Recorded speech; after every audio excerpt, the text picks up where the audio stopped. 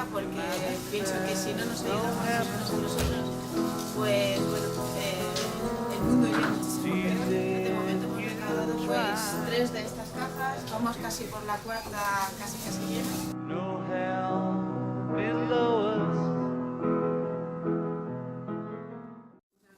Muy divertida que nos ha pasado es que intentando que la gente nos done, pues una señorita que no me entendía pues me ha sacado la lengua, pero nada más. Hemos colaborado, ¿verdad? Hemos colaborado y bueno, es genial esto de poder ayudar a la gente. Hemos colaborado para gente que no puede tener alimentos, poder colaborar. Pues mira, la iniciativa me parece perfecta para poder ayudar a los niños y a la gente que ahora mismo lo está pasando mal, aquí sobre todo en nuestro entorno. Muy bien, me ha parecido muy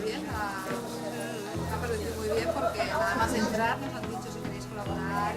Aquí con mucha energía y con mucha ilusión de que cada cosita pues está bien, da igual que sea un paquetito,